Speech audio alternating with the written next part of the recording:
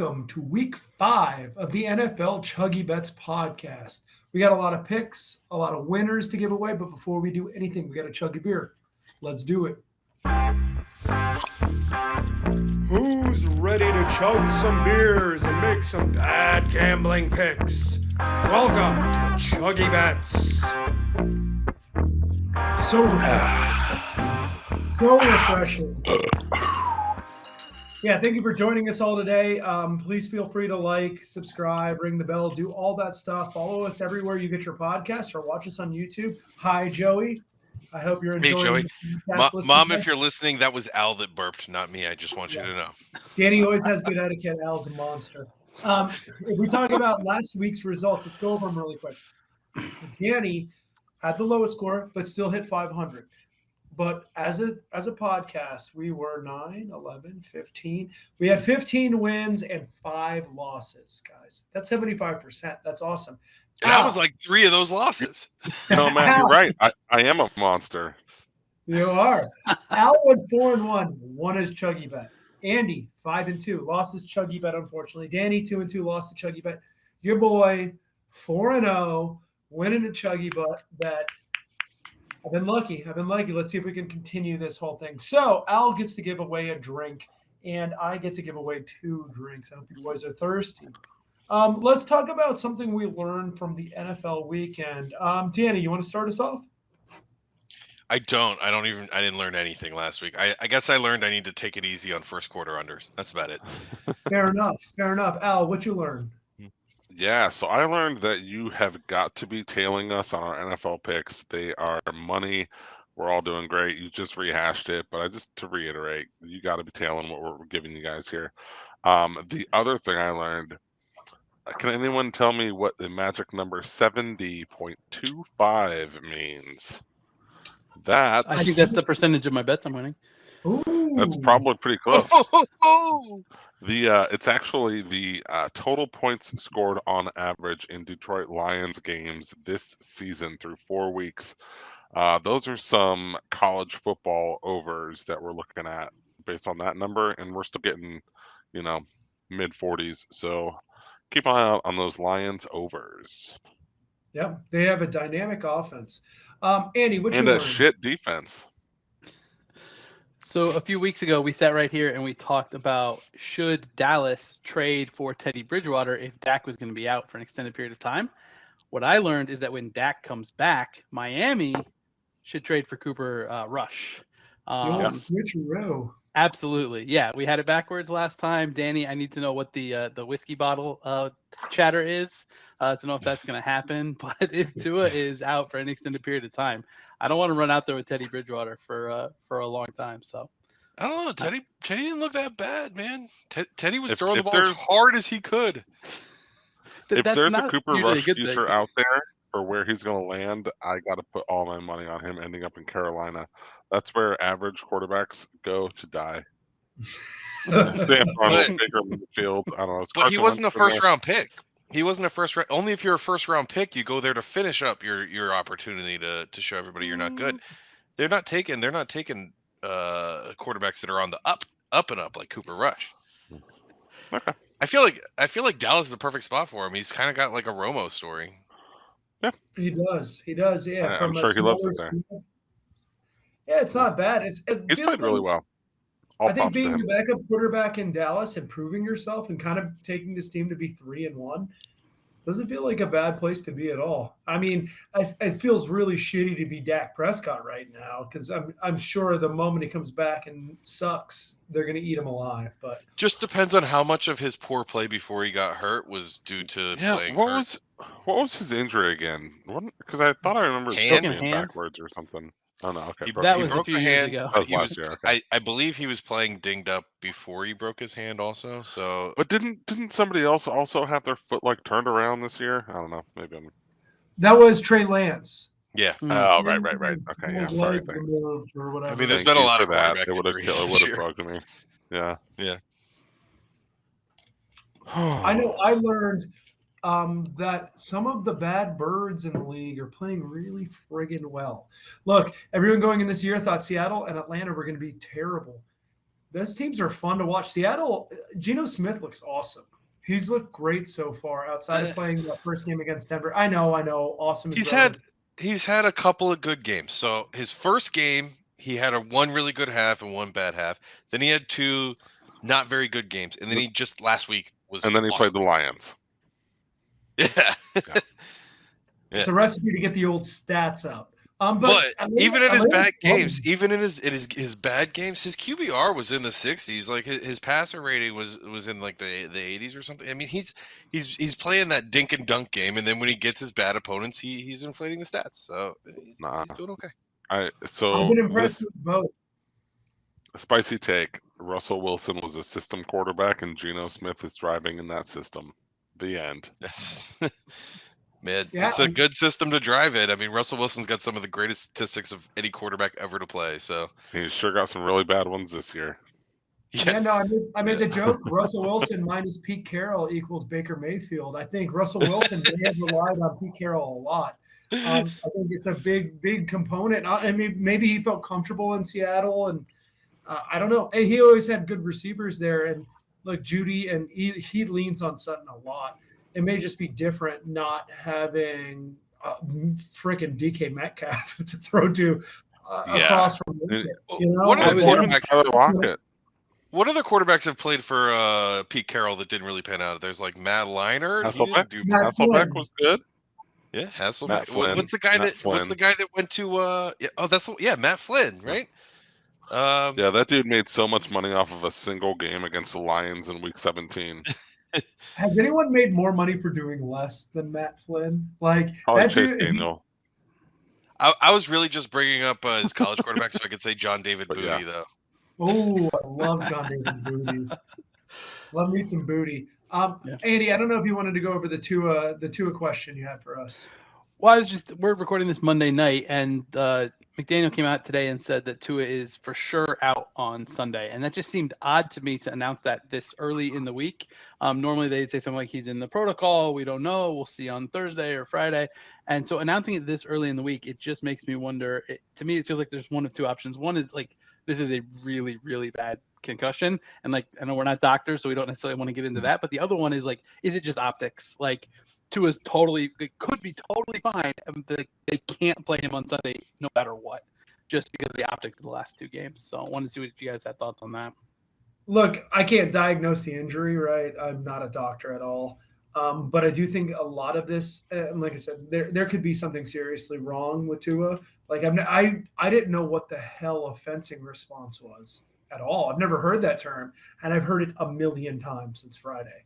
So, but I think it's McDaniel probably covering the ass of the organization a little bit and just saying, hey, we may have been wrong. This independent doctor may have been wrong.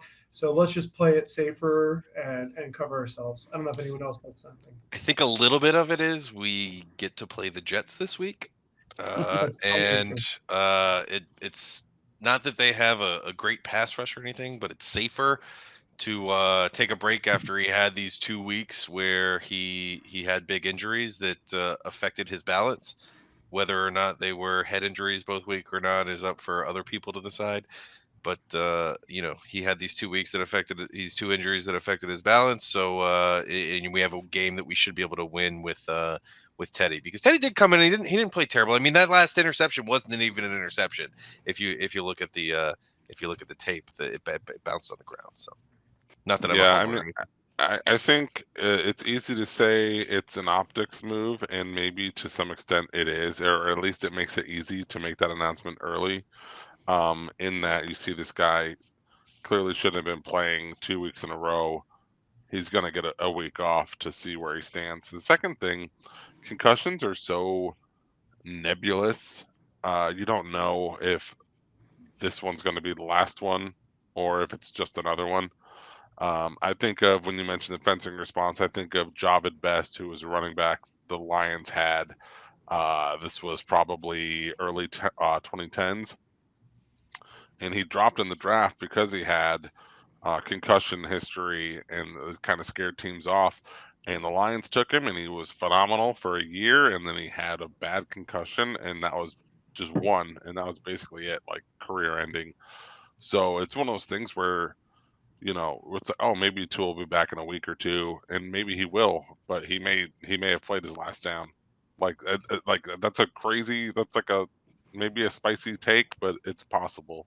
He doesn't It's like play running back, but he doesn't play running back. So there's lots of quarterbacks that have gone through the concussions and gotten through it. So Steve Young is one, Troy Aikman's one. These guys have played long careers and had a lot of concussions and come back from them. It's big difference if you're going head you just named 2 quarterbacks from 30 years ago. Yeah, the conversation is way different now about concussions than it was. It's still way different to be running headfirst into linebackers than it is to be standing back and getting protected and have all the rules to make it so and have your head creamed into the ground twice in a row. I don't know, man. I guess the big difference is I named white quarterbacks instead of black quarterbacks, so it's not a flag when you slam his head into the ground. But so I don't even know if it's that as much as Cam Newton treatment. They may be built different too. I know Tua's not the biggest, and like everyone's affected differently. Everyone's like, well, Josh Allen's really tough. I'm like, Josh Allen's Josh Allen. Tua may just be built different. He may not be. He may have a different bone structure where he gets concussions more frequently. Yeah, I mean, I think that's where like the nebulousness of the concussion. I don't think nebulousness is a word, but you know what I mean. The nebularity, unpredictability, nebulosity. Nebulosity. Get your airport or your flights and your hotel bookings at nebulosity.com. I only buy travel from nebulosity.com. All right. This is some A plus content here. Let's get into the fucking picking games. All right. Well, we've covered that content, but it was an interesting point. Let's go to Denver, where Denver feels like they're playing like their 9th primetime game in 4 weeks. We got Indianapolis Colts going into Denver on Thursday night. Al, you have a questionable lean here. What you got? Yeah, I think I'm gonna lock it in. I think I'm taking the Colts. I'm in full fade Broncos mode. Russell Wilson, despite his best efforts, can only muster like 17 points with that team. It's an ass squad, top to bottom. Defense is pretty good, but the Colts also have a good defense. The Colts are going to be able to put up points where the Broncos cannot, even though it's in Mile High. So give me the points and the Colts, and I wouldn't mind taking Colts money line on this one. Fuck the Broncos. It's a good look. Go ahead, Danny. I heard this is not so much related to the game, but I heard kind of a funny take where people were thinking that maybe Russell Wilson is leaning into him being a cornball, and now he's being like extra cornball on social media. So it's not that he's trying hard; he's trying hard now to look like a guy who's trying hard. So anyway, I'm not betting this game, but if I had to bet, I still think Russell Wilson is one of the greatest quarterbacks of all time, and I think Matt Ryan if we're going to talk about system quarterbacks, I think Matt Ryan is more likely to be a system quarterback. So yeah, I agree with you. I think Matt Ryan in Indianapolis has looked bad so far, and I don't know. Is Jonathan Taylor? I know he got dinged up at the end of the game. The last game, but that Colts offenses look like ass. The Broncos offenses look like ass. Thursday night games, I always like to bet the under anyways, and this number may be adjusted to it, but I think the play here is I'm going to just take under 43.5. Look, one of them will probably find their offense, and it's probably going to be Denver. I don't believe in this Colts side. I think Colts, like the idea of them being able to get retread quarterbacks out there, with Carson Wentz and Phillip Rivers, that era may be coming to an end.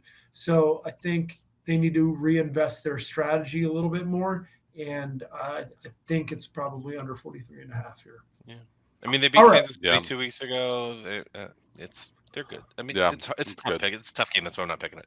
They beat Kansas City 2 weeks ago, and they still didn't cover that 43.5. I think when that happened, I think it was like 24. Yeah. It was like 24-19 or 24-20. I don't think. Neither of these teams are winning shootouts, or even going to be in a shootout. Well, look, Russell Wilson's going to cook eventually, and it's going to end up blowing up on me. But it's. I don't think it's this spot. I think they're both good defensively too. The Broncos have a good defense. Patrick Surtain's been great for them, and the Colts are a good defensive squad. The problem's been the offensive side. Let's take it over to Lambeau. Where I'm sorry. Let's take it over to London. Lambeau Field. Where are they playing? taking Green Bay in the new Lambeau way east in London. I think Green Bay is a 7.5. This isn't Tottenham. Where are they playing? Are they in I think Wembley? they're playing in Wembley, but Okay, I'll look it Yeah. up. Al, you So gotta play. yeah, I really thought like taking the Giants here would be like a sneaky fun play. But my system says you take the team that did not cover against the team that did. And lo and behold, Giants covered last week. Packers did not. Packers are getting it. They're favored by 7.5. And so the hook is kind of annoying. But I think there's a good chance that that offense rolls in London and the Giants are, looking a little lost. So yeah, Packers look a that's it. little lost too, though. So They don't look like their normal cheerful selves. They got a, ponytail hippie at quarterback who hates his offensive line and no talent surrounding him, but they'll figure it out. Giants are Do you sneaky think good. I don't like it, but that's the play. I Do you haven't seen think a Aaron quarterback Rodgers be hates so football? rude to other players on the field. Like every time he makes a throw, he's like looking all around, like I can't believe that everybody else is so bad. It's just like so Yeah. annoying to watch I him play think everyone football with hates other Aaron people on Rodgers. the team. Ugh. I think his own family hates him, right? So I was gonna say I feel like his own mother would hate him, but she does. She does. Do you think Aaron Rodgers hates football? Let me back it up. You think if Aaron Rodgers got the job to host Jeopardy for $5 million instead of the job to be quarterback for $50 million, he would have taken the $5 million because he hates football? Absolutely. Well, he would have done both. There was no one or the other. All these people are rich sycophants and lunatics, and they're gonna do whatever to make $1 bajillion. So hand over fist. So he'd do both. If Tom Brady can be on The Masked Singer and he can during training camp, he could have hosted Jeopardy. But like everything about him, from the tattoo to all those shenanigans he's pulling off, he doesn't look like he enjoys it. He has a serial killer's haircut right now. Like everything is looking super dangerous for him. I don't know what's happened to him. Like as someone I used to really like. I could tell you what's he's happening to him, Matt. He's going through a phase that we all did when we were in college, but he's doing it as a 40-year-old. All right. A 40-year-old multimillionaire. Yeah, a 40-year-old multimillionaire, which is a way less endearing way to do it. When you're 20 and you're trying mushrooms for the first time, it's like, hey, you're 20, you're trying mushrooms and LSD, and you're like, oh, it's kind of cool, bruh. And now it's like he's 40, and it's like, what the fuck, man? You're being weird. Stop it. He's gonna start telling you about like nondescript reggae bands you should listen to. You're like, oh, I don't want to do that. Well, he's telling you like how to live your life and stuff. Like when you're 20 and you do it, you're like, hey, listen to this weird Pink Floyd album, and everybody's like, oh, I've never heard of Pink Floyd. That's cool because you're fucking 20. And now he's like telling you that there's this weird other plane of life, and you shouldn't get vaccinated. And shut up, Aaron Rodgers. Just get out of here. Yeah. All right, I blame his girlfriend. But which one? Fair They're all enough. I The think current Aaron one. Rodgers is the only person who could make me a Barstool fan, just because every time he goes on Barstool and they're just like, so what's it like to, I don't know, they just like roast him so fucking hard, and he hates it, but he like kind of rolls with it. I just love it so much. He's very detestable right now, and it's someone who loved Aaron Rodgers. Being a Cal fan, it's hard to watch. Let's go to the Sunday at 1 p.m. Slate. We got Pittsburgh going into Buffalo. Buffalo's had some weird games the past couple weeks, and I think Danny has a play here. What you got? So I'm playing a game that happened, I think it was 7 years ago now. Miami was number 2 going into Pitt. I was up. It was Thanksgiving weekend. I was up at the UCF-USF game, and Kenny Pickett beat us. And Kenny Pickett played pretty good. He threw 3 interceptions, but other than that, he played pretty good last week. They weren't all his fault. They were bouncing off of hands and stuff. So Yeah. I don't know. I like Kenny Pickett, and Buffalo's had a couple of tough weeks in a row. Maybe the 14's a lot of points. It's too many points. It's too many I think points. when all else fails, you take the taller quarterback and the 14 points. Is Kenny Pickett taller than? He's not taller than Josh Allen. Josh Allen's huge. Kenny Pickett's like 6'9", isn't he? He's like stupid tall. We'll have to cross check it. He's 6'3", damn it. Josh Allen's That was 6'5". close. God, Josh Allen's bigger. bless it. Well, It's an so, interesting Danny, game. I mean, I think Buffalo is going to clearly be the favorite. Pittsburgh has looked really bad so far. This is not your normal gonna make the playoffs. It's got to be a tough year for Mike Tomlin and them boys. But Mike Tomlin still looks good on the sideline, though. Oh hell Yeah, yeah, I mean, he's the best. if this is an NFL game and you're getting 14 points, you have to take it. There's no smart better out there laying 14 points in an NFL game, and Bills may win this game by 30. It's still the wrong side. Take the points. Agreed. And as weird as it is, the cachet of the Pittsburgh Steelers name scares me away from 14, even if it isn't that same Pittsburgh Steelers team. So I would agree with I like Danny, Andy's pick on the next one. Cleveland, LA. Let's go to LA. Well, actually, let's go to Cleveland. The Chargers are coming into the Browns. Andy and Al have a play. Al, you want to go first? Yeah, so I don't think I'm actually going to play it, but Andy's play is probably a little bit smarter. So the system says, again, you take the team that did not cover the week before versus the team that did. That would mean you're playing Cleveland +3 here at home against the Chargers. It's what you should play, but I think I'm just going to not play anything. Although I want to hear what Andy has to say because I might actually follow that. Yeah, so it depends on what book you're looking at. Most books actually have it at +3, but there are some who don't want to go to the 3 and have a juiced 2.5. So if you have a book that's got a 2.5, that's a perfect opportunity for a 6-point teaser. Bring it up to 8.5. I just see this being a pretty close game with the Browns at home. And so you're going to give me more than a touchdown. Once I tease it up, I'll take it. It's just in the teaser range is the play. I don't know that I have a lot of faith in the Browns, but I'll take 8.5.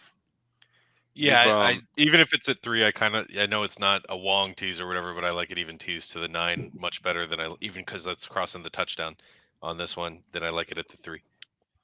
Andy, I know you've got a few teasers in mind this week. Is there one in particular you want to pair with this Cleveland play that you like? I think my favorite one, and kind of spoiler alert, I guess, but is Tampa Bay. They're -8.5 at home to the Falcons. You tease that down 6 points, and you're getting it Tampa Bay -2.5. I've been all over betting the Falcons this year, and they've been covering for me. I've done really well betting on Atlanta. I think this is the time to hop off. I think the Tampa Bay receivers, and like I said, I'm getting ahead of ourselves, but I think Tampa Bay receivers are getting healthy. Tom Brady's going to start playing pissed at some point. Good, yeah. Anyone notice who went off last night, by the way, when Godwin came back? Mike Evans. It was Tampa 2 receiver Mike Evans. Yeah, I saw Mike Evans had a hell of a game. Okay, cool. Cleveland teasing Cleveland seems like a good. Yeah, I feel a lot better about that. I like the next teaser too, but mostly because I hate the hook. I wanted to bet this one. I wanted to lay the 7.5. It's Houston versus Jacksonville. I want to lay the 7.5, but I decided not to. But I might tease this one. I might actually tease this one with Cleveland. Look, everyone's super excited about Jacksonville, and very happy with the Duval. They've looked great so far. There's a line from a Blues Traveler song that says the hook brings you back, and the hook is bringing me back here. The 7.5 I really like. I think it could be a 1-score game. I know Houston has not been good so far. They're 0-3-1. I do not think they're as bad as 0-3-1. They played Indianapolis close. They played Denver to a 1-score game. They played the Bears to a 1-score game, who are admittedly not very good.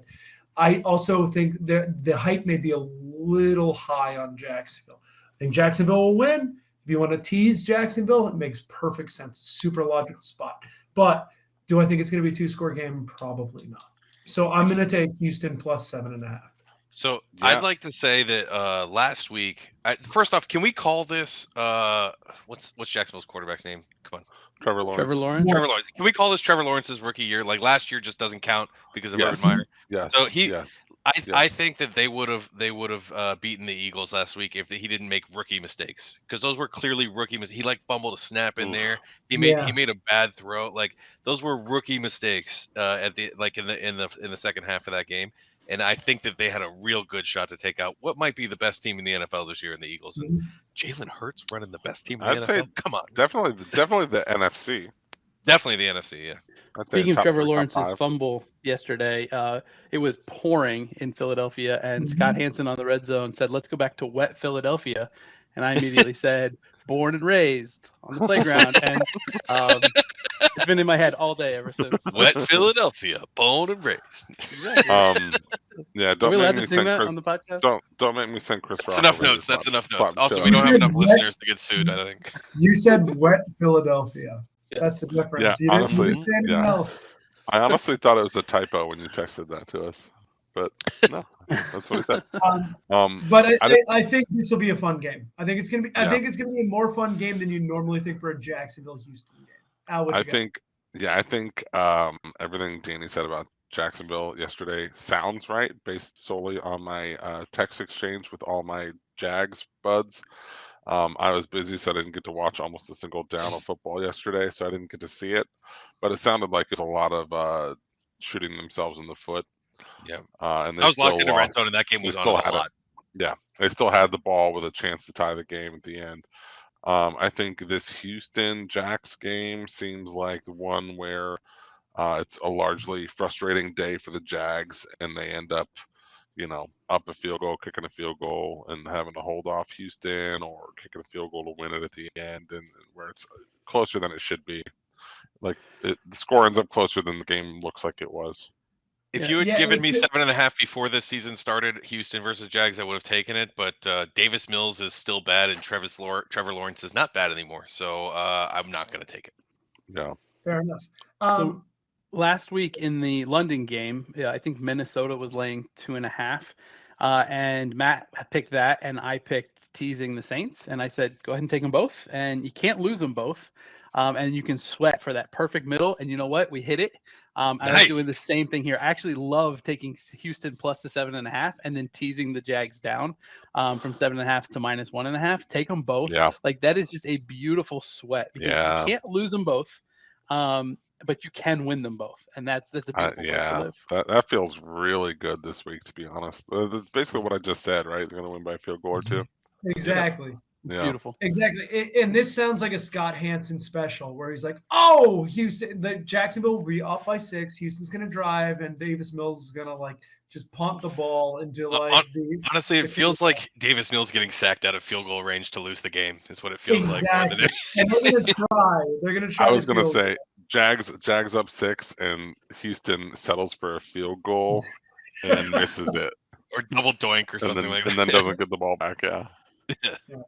The double doink is how that London game I just mentioned ended, actually. Yeah. So that would be perfect. What a game. Matt, what a game. What a bet to win. Let's go to Skull Country, and we got the Bears coming into Minnesota for an NFC North showdown.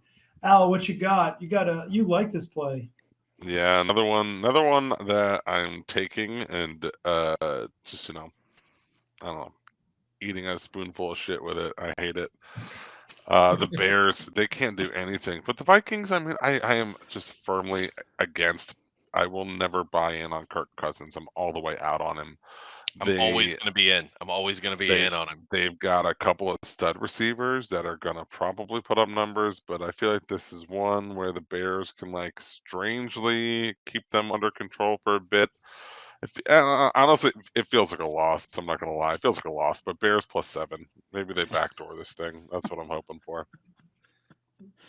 Well, that sounded fun. Yeah. What are Justin Fields' numbers this year? Do you know what Justin Fields' stats are this year? I'm pulling them up. I'm guessing he's completing about 60% of his passes, averaging about 140 yards a game. And you got to take the under on 140 yards. He hasn't gone over 140 yards yet this season, I don't think. So, Justin Fields, let's play a game. How many pass attempts does Justin Fields have this year? Let's play prices. 4 games. I'm guessing he's got 125. 80. I'll say $125. Say $1. One. Okay. Oh, you're right, Hal. It's 67. I said 100. So you said Oh, $1. So yeah. As I was saying, I'd say one. Yeah. 67 pass attempts. He's completed 34 completions. That's 8.5 a game. And he has completed 51% of those. I almost feel like these numbers can't be right. 471 yards this year and 2 touchdowns and 4 interceptions. How are people still saying this guy's like? I want him to be good too. I love him. I want him to be good. I know he has talent. How are people still saying this guy's a good quarterback with these numbers he's putting up? I'm going to try to attempt to make like a legitimate argument here for the he's averaging less than 120-yard passing a game. Let me see if in I a can game, and you can throw forward passes in this film. Yeah, you're allowed. All right, Matt. I'm going to need your help here a little bit, okay? Sure. How many carries? How many times have the Bears run the ball per game? Okay, roughly 40. Because the Lions were winning that game against Minnesota for about 59 of 60 minutes. They ran the ball about 35 times, and they were averaging about just over 4 yards a clip. Okay. They have attempted to run the ball 136 times versus 60. So divided by 4, that works out to about times. That works out to about 30, 35, 34 carries a game. Honestly, the more puzzling thing is they're only having like 54 offensive plays a game. Is that like normal in the NFL? Yeah. That's very low for college.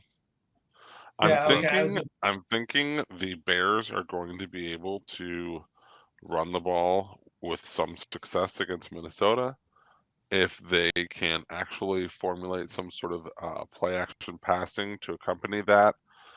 I think they can hang around. That's my actual argument sales pitch for taking the Bears +7.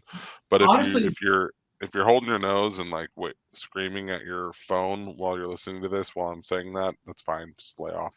Also good with Minnesota doesn't need. You don't need the tease on Minnesota this time. Just keep the -110 and lay the 7 points.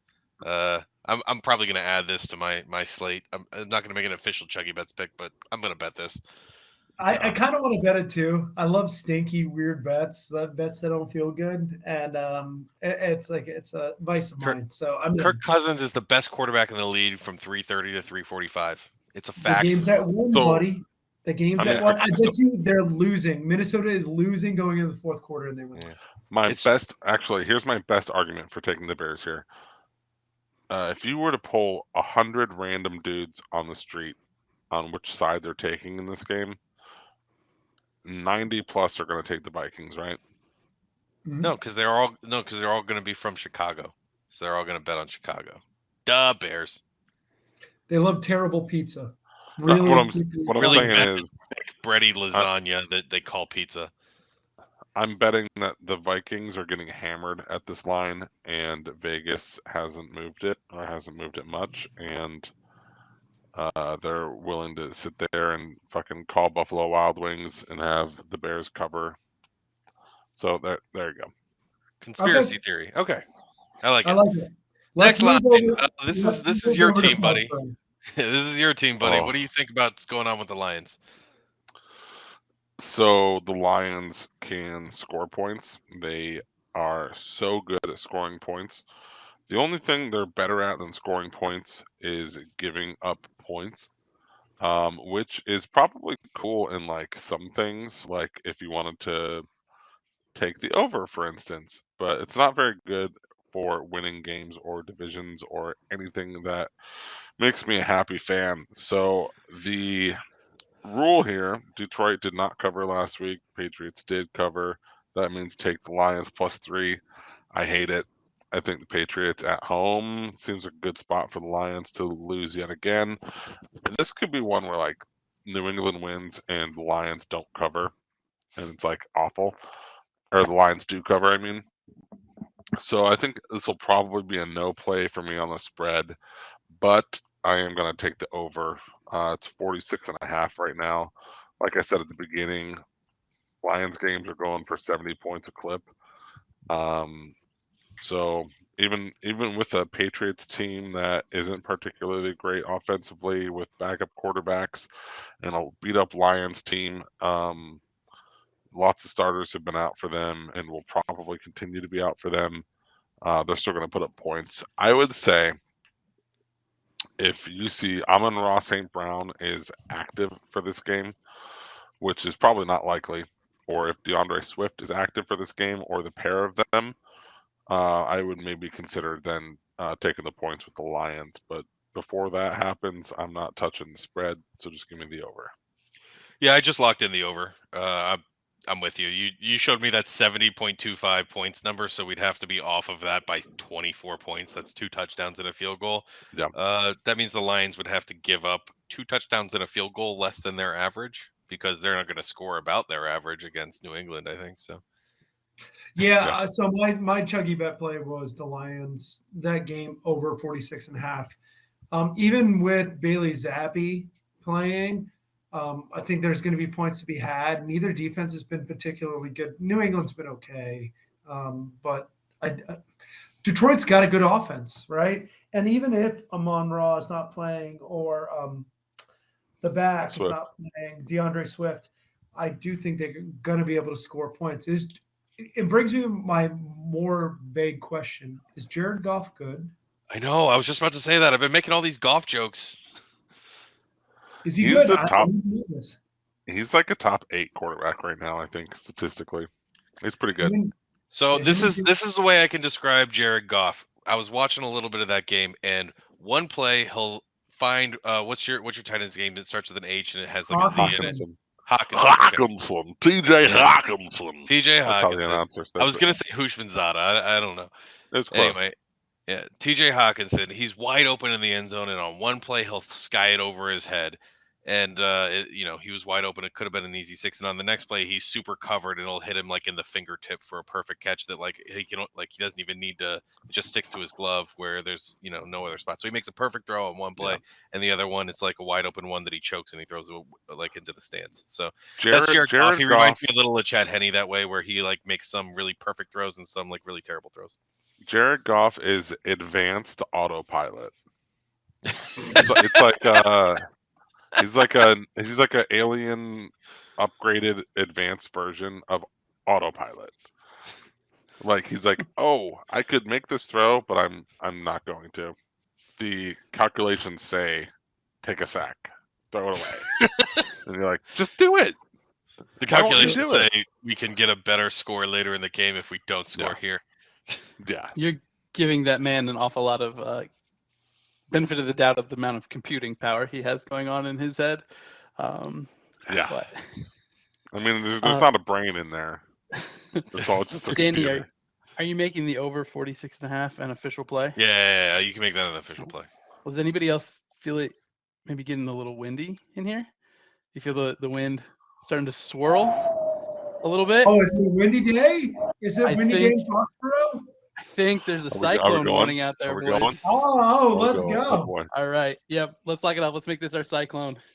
Oh, all right. Everybody going over on the Lion. I love it. Forward deep. Let's do it. We're all voting against the Lions defense, Al. Now I'm doing reverse math. 47 points is what? 6 touchdowns and 2 field goals. 6 touchdowns and a field goal, 5 touchdowns and how many Iowa touchdowns is that though? It's 24 safeties.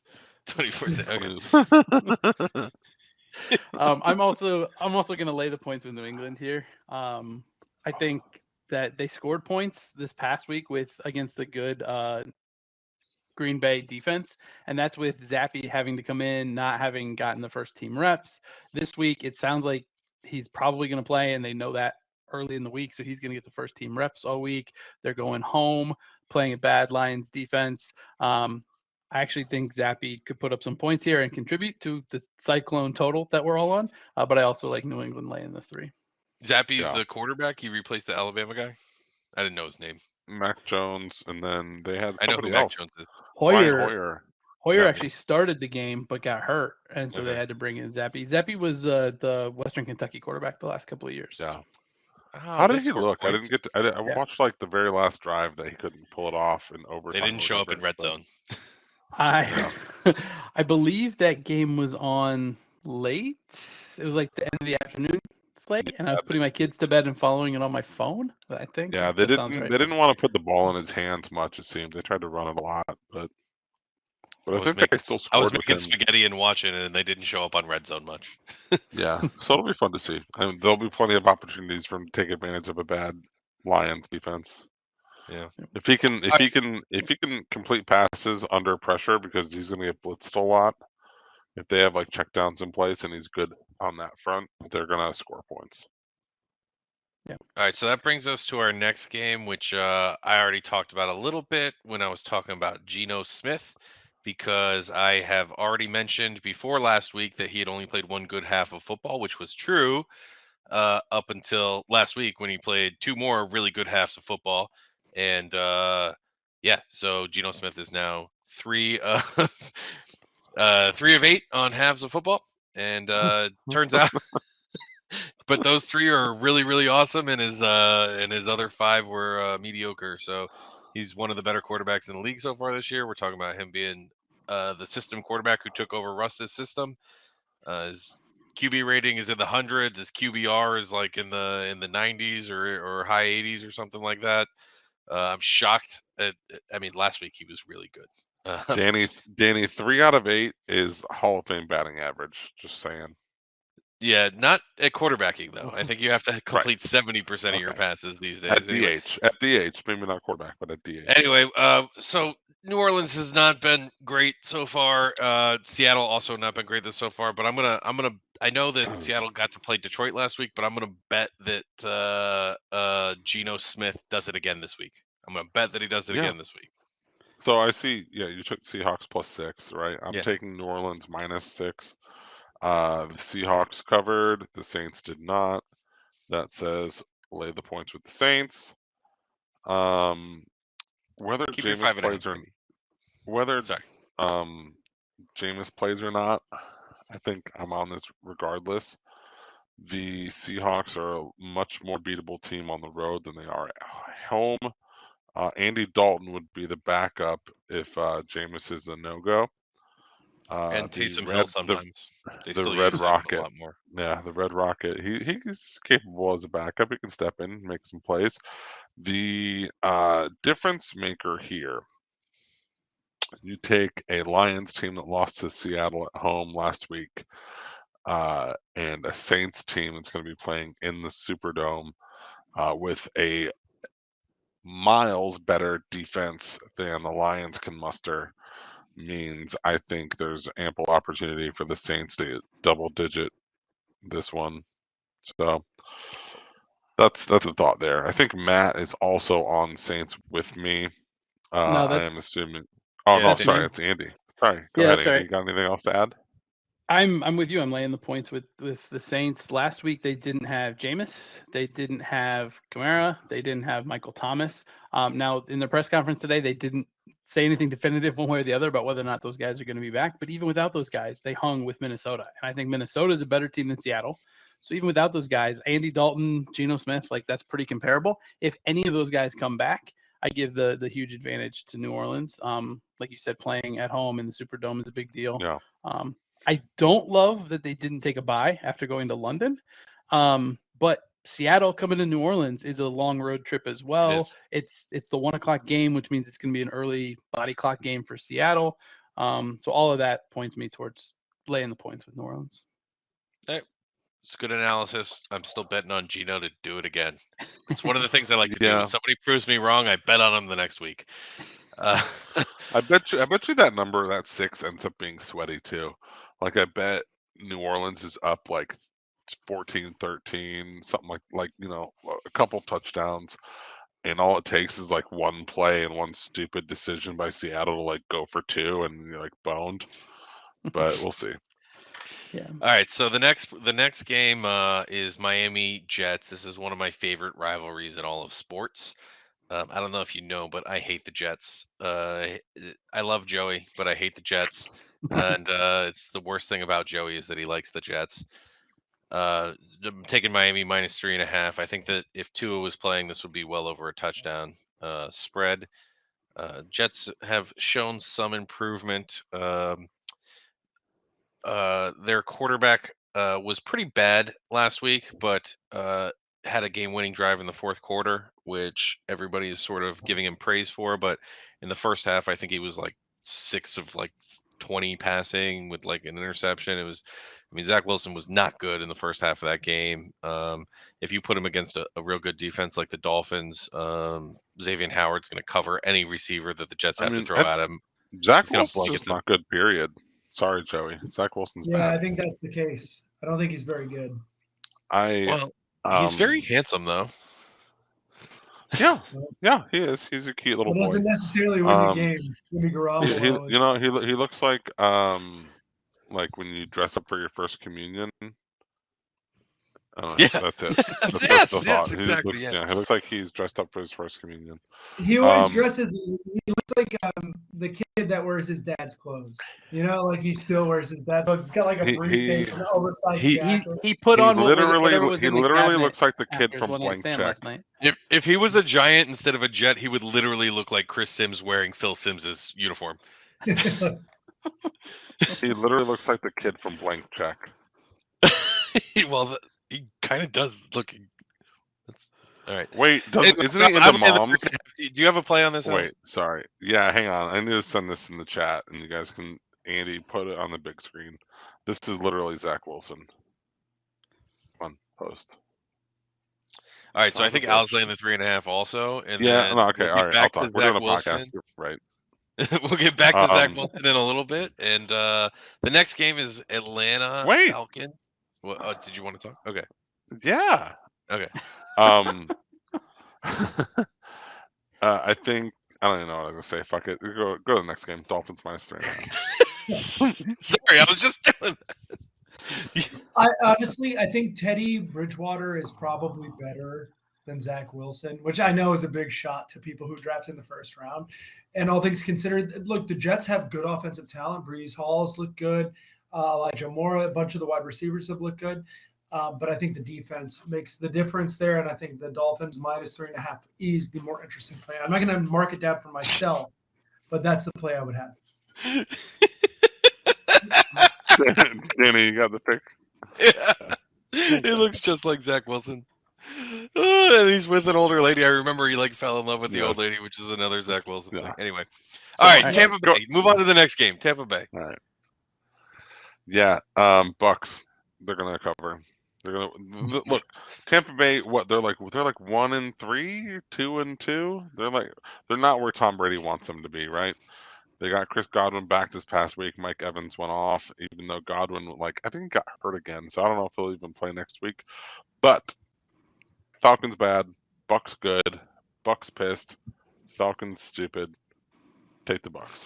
I've been crushing the betting Atlanta live. So at the end of games, basically Marcus Mariota has been fantastic, except for one little screw up at the end of the game. So if I'm getting double-digit points with the Falcons in the second half, I'm taking it no matter what. And I'm now getting double-digit points with the Falcons before the game starts. So, or almost double-digit points. I'm getting 9. So I'm going to take them. It's too late now, but the thing I was going to say about Jets Dolphins is I feel like Jets are going to be one of the things that the public is weirdly on. Everyone's going to be hammering the Jets because of Tua news and all that. And so I think smart people are going to be on Dolphins. They're going to think that we're only good because of Tua, but they're not going to realize that we're actually only good because of our defense and receivers. And coach. Yep. Yeah, and coach. Okay. So is that it for Andy, you have a teaser on Tampa Bay? Yeah, I mentioned this earlier, so we don't need to go into it too much, but the minus 8.5 is a perfect teaser range to tease that down. So yeah, I'm not going to tease that because Atlanta's going to win this game. All right, let's go to Washington, D.C., or wherever the hell the stadium is. We got Tennessee Titans going in to face the Washington Commies. Andy, what's your read on this, bud? I think that Tennessee is better than people thought, and Washington is just as bad as people think. I am actually not sure why this is only 2.5. I thought it would definitely be more than a field goal or even close to a touchdown. So as long as it stays under 3, I'm laying the points with Tennessee. As long as Carson Wentz is the quarterback in Washington, I'm going to bet against Carson Wentz when the team is relatively competent, and Tennessee is more than relatively competent. And I have sat on here and crapped on Tennessee, and I have had to eat my words. Like the Las Vegas bet, I have eaten words on that because I've been wrong. Tennessee is the right side. Lay the 2.5. Andy, Yeah. correct me if I'm wrong, but if you really liked Washington here, you would consider. Oh wait, sorry, Tennessee. If you really like Tennessee here and you wanted to tease them, you would tease this to, or which way would you? If you like Tennessee, you would tease this to +6.5. No, +4.5. So I personally don't tease small numbers like this up to a positive. Like I wouldn't tease if I like Tennessee. I'm just taking the -2.5. Okay. Or if you don't want to lay the points, you take the money line. The idea is that games so rarely land on 0. You're paying money for that point of 0, so you don't tease through 0 because it's basically a dead number. So in general, tease this you game, would say you there's tease not going to be Washington up. action. There's not going to be action on Tennessee getting teased. Is that correct? Not smart action, no. Yeah. Okay. I don't think that this is a smart way to do it, but one of my general rules of betting is if I'm laying the points under 3, I lay the points, and if I'm getting the points under 3, I take the money line. Because That's I prefer the juice. Yeah, and I don't doesn't think like juice. So, yeah, a couple things I wanted to mention, and sorry for talking a lot and not explaining it, but to your point, Danny, yeah, if most of the time the team that wins is covering regardless. So if you like the dog, bet on money line instead of taking the points. If you like the favorite, take the points instead of money line. They're going to cover like 80% of the time. Secondly, I think a thing to keep an eye out on, if you are one to keep an eye on what Vegas wants as results, is parlay teaser killers. And so in that regard, that I think a lot of people are going to be betting Tennessee heavy here, and so I would maybe consider either outlining it or taking Washington. And I don't want to take Washington, but I think it smells fishy, this one. The line does stink a little bit because Tennessee's clearly better. Carson Wentz looked awful last week, awful for Washington. So I don't know. I get what you're saying, right? Like, why is it only 2.5? Yeah. And I mean, I guess number. I guess to sum it up succinctly, if you are including Tennessee in a parlay or anything like that, maybe consider hedging with a Washington money line bet or something like that, or Washington alt line. It's also not a bad place to do what we said before, where you lay the points with Tennessee and then tease Washington up. You could take +2.5 with Washington, tease it up to +8.5, and then you've got that nice sweet little window there of 6 points where you could potentially win both. You just want a one-score game. You want them to win by 1 score, 3-7, right? Yep. I mean, it's a sneaky line. It's a sneaky line. Washington stings. Tennessee. Washington's a 1-3 team, and even though I dislike Carson Wentz, they're not a 1-4 team. Like, that's a good enough team to be like hovering 500. And I don't know. It seems like that better than game them. should be a touchdown and not less than a field goal. I don't know what the line is. Tennessee's better than them. But in the same logic, the Giants shouldn't be a 3-1 team. The Cowboys shouldn't be a 3-1 team in that same division with their same deficiencies. I think those numbers will correct themselves eventually, but it may not be this week. Yeah.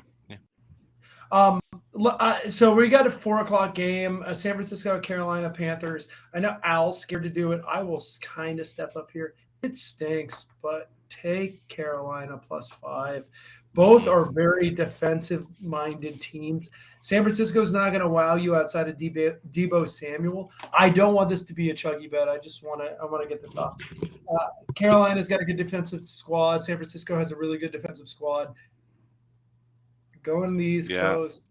I had Carolina. Carolina was technically a system play last week, but I faded it and took the Cardinals, and the Cardinals hit. So I would probably do the same thing this week. I think the Cardinals one even felt like a trap line. It was like 1.5. I don't know what this San Fran line. I guess 5 points is what it is. I feel like San Fran could win this game by 20 easy. But it might be one of those ones where it just doesn't make any sense. This stinks of So- a Garoppolo 3-pick game and a Baker Mayfield 2-pick game, and it's going to be one of those games where they both have really good defense. Like they're both above average on the defensive side of the ball. So that makes me think the game will probably stay close. Let's go to Arizona, where the Eagles, the top team in the NFC, and top team in the damn league, 4-0, are coming in to face the Fighting Kyler Murrays. Andy, what's your thought here? I don't necessarily love it because Philly's looked really good, but Arizona's looked good in their second halves, and they've made all the games at least competitive. So you're going to give me 5 points. I'll take it. Eagles have a long road trip out west. I don't love it. It is kind of a hold your nose kind of play, but I think Arizona getting points is the right side here. I agree with you, Andy. I just think you're going to be able to get more like 14 at some point in this game. So it's definitely possible. I love live betting on the NFL, so I'm gonna watch this game and I'm gonna try and get it at a better number. Get a big Arizona number when the Eagles get up early. I feel like that 5.5 number is just like a bad spot to be in. I'm gonna bet plenty of 5 and 5.5 numbers, but I this game specifically, I think the Eagles will be up at the half by more than a touchdown. And I still think that Arizona is going to cover whatever the line is at halftime. Is it a bet Philly first half, bet Arizona second half kind of game, considering what's happened? I'll make that decision around the beginning of the witching hour based on how my other bets are looking. Fair enough. I like it though. It sounds good. Could be the move. Let's go to the final 425. This will probably be on Fox. We got Dallas going to Los Angeles. That stadium will probably be more Cowboys fan than Rams fans, but still on the road. We got 4.5 point favorites to the Rams. This game just ended as a heads up when we're recording, so the number may move, but everyone's got a bet and people have different sides. So let's start with Al, who is the contrary side. Yeah, again, Rams didn't cover against San Francisco tonight, and the Cowboys did cover in their game. So I'm taking the Rams as the team that did not cover against the team that did, -4.5. Dak might be back for this one. I think we talked about Cooper Rush might play. Cooper Rush looked really good, but the Rams have looked really bad in their losses, but they've looked pretty decent and like a kind of team that can run over opponents when they're on. So I'm gonna lay the points 4.5 with the Rams. Andy, Danny. I am going to take the points with Dallas because whether Cooper Rush or Dak Prescott play, I think that the Dallas has the better team here. I think Los Angeles has just not looked. They've looked out of sorts. You know what? I'm going to be honest here. I'm doing something else. Los Angeles, I bet on a couple times and they burned me a couple times, and Dallas, I bet on a couple times and they've won me money. So this has nothing to do with which team looks better or which team looks worse or who I think is actually a better team. I'm just going with the team that's won me money, and I'm betting against the team that's lost me money. That's what's going on here. Yeah, I'm on it with Danny, the Dallas +4.5. We joked before we started recording that if Dak comes back, we don't like it as much because Rush has actually looked better. I know Dak only Rush has looked great. Yeah, Dak's only played like a half of football this year, though, so to be fair to him. But Dallas has been playing well, and Los Angeles hasn't. I was high on LA to start the season. I mean, they're Super Bowl champs, right?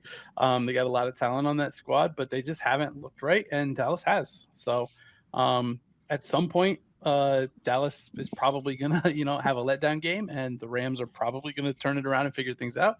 I just hope it's not this week, and Dallas can cover this. I wonder. Danny, will you chug your beer, please? Yeah, I will. I was gonna say, I wonder what Matthew Stafford. I have one to give out too. So will you chug your beer, please? Sure. I didn't realize I had the other one. What do you guys think Matthew Stafford's record is in games after he threw a pick six? I know that's stupid. No one's gonna have a reasonable guess, but I feel 6-0. It's gotta be really good, right? Like you don't have the answer.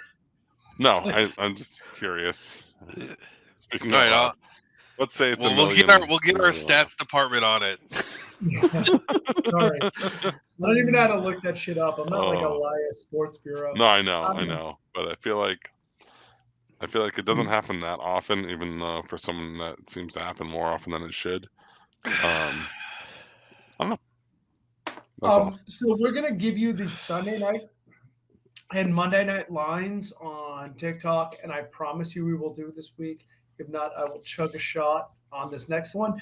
But can I give you a little bit of something I'm leaning towards? And I probably Good shouldn't. primetime games. Good primetime games. Bet Baltimore first half. Baltimore has been kind of a front runner and then just shooting the bet a little bit. Cincinnati has been having problems getting the game going a little bit, and they've had to rely on it. I bet you the game is probably close to a pick 'em or a -1 Baltimore would be my guess. And it may be a little bit different than that. I would take Baltimore to win the first half. Unrelated, we'll give you something more exotic. I think in the last 2 weeks, Baltimore has blown like 55 points in leads. Unbelievable. Or something like that, like ridiculous. The Dolphins, they were up 17-0 on the Bills, like an absurd number. Like they've been blowing. I think 20-0. 20-3 at half. The Dolphins needed four touchdowns from Tua in the fourth quarter to win. Yeah, it's ridiculous. No, I mean, when Lamar gets cooking in the front half. Andy, has anyone made you chug a beer tonight? Not in this podcast, so. Yeah, why don't you go ahead and do that? Because I think I have one to give out. You certainly do. Thank you. We really got to do a better job of passing these out earlier. While I chug this beer, can somebody talk about the Raiders play Monday night, so we won't give that pick out until TikTok, but can somebody talk about the Raiders game this past week? What a cyclone. So, yeah, it was a tricky game against Denver. We've been fading Denver all year as a collective, and we've done that properly. And that Denver team's just not particularly good. You want to talk about your boy, Danny? Eyeliner came in and got us the cover is what happened. Eyeliner came in and got us the cover. It was a rough game. It was touch and go there for a little while, but he came through for us. Never a doubt. Never a doubt. I know he beat it to a point where there was no longer. I think someone had a teaser opportunity and he blew past the teaser. Andy had the teaser. He blew past the 8.5 and got to 9.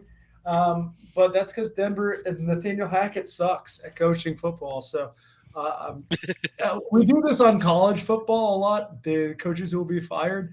That dude, I know he's new, but he's going to get fired soon. So mark your words. Like that offense has not been good.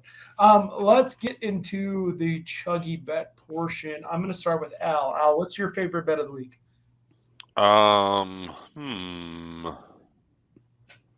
Let's go with